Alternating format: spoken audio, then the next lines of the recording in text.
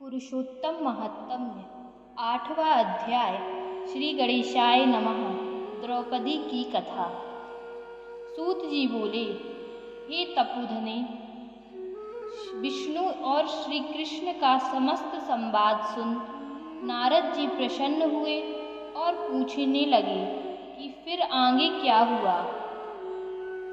भक्त वत्सल श्री कृष्ण युधिष्ठिर एवं द्रौपदी को कृपा से देखते हुए अर्जुन से बोले, दुख में डूबे होने से तुमने तपोवन में आए पुरुषोत्तम का आदर किया है।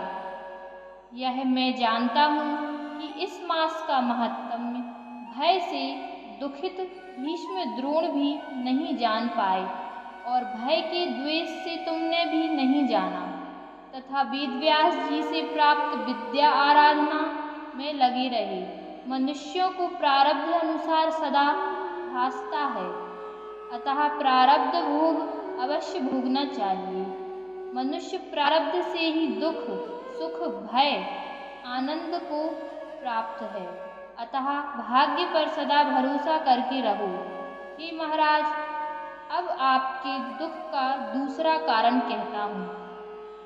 इतिहास सहित इस कथा को सुनो। यह द्रौपदी पूर्व जन्म में महाभाग्यशाली श्रेष्ठ मेधावी ब्राह्मण की अकेली पुत्री थी। यह बड़ी चतुर थी, नीति में भी निपुण थी। माता पहले मर जाने से पिता ने ही पाला पोसा था। पड़ोसिन सखियों का सुख देख पुत्र पौत्र की इच्छा करने लगी कि ऐसे मेरे भी सगुण भाग्य वाले भर्ता और सुख देने वाले श्रेष्ठ पुत्र किस तरह उत्पन्न हुए। ऐसा विचारा, परंतु प्रारब्ध ने तो पहले ही नाश कर दिया था। क्या कर्म करके एक सुरेश्वर को भेजूं? क्या कर्म करके एक सुरेश्वर को भजूं? किस मुनि के पास जाऊं? किस तीर्थ में जाकर वहां रहूं?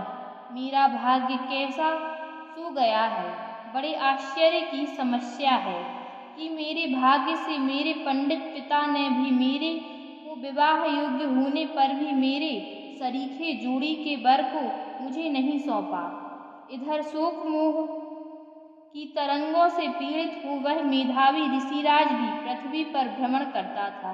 कन्यादान के निमित्त जोड़ी का वर ढूंढने पर वैसा वर नहीं मिलने से जब अपने मनोरथ में निराश हो गया, तब ऋषिराज शरीर में व्याप्त दुख की तीव्र ज्वाला से व्याकुल और श्वास के ऊपर श्वास से युक्त दारुण मूर्छा से ग्रस्त गिरता पड़ता हुआ पृथ्वी पर लेट गया और पुत्री का स्मरण किया।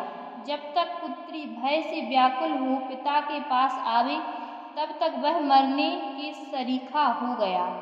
दैवयोग से अकस्मात कांपता हुआ वह हरि में मन लगाता हुआ श्री हरि पुरुषोत्तम भगवान को इस प्रकार स्मरण करने लगा, हे राजेश, हे राधा रमण, हे अति उग्र दावानल के समान पाप हरने वाले, हे मुरारे, हे दामोदर, हे दीनानाथ, तुम्हारे लिए मेरा बारंबार नमस्कार है।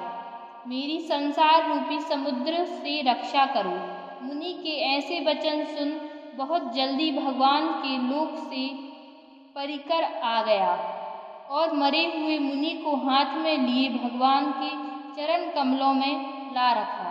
इधर उसकी पुत्री पिता के प्राणों को निकलता देख हाय हाय कर रोने और पिता की देह को गोदी में ले दुखित हो विलाप करने लगी।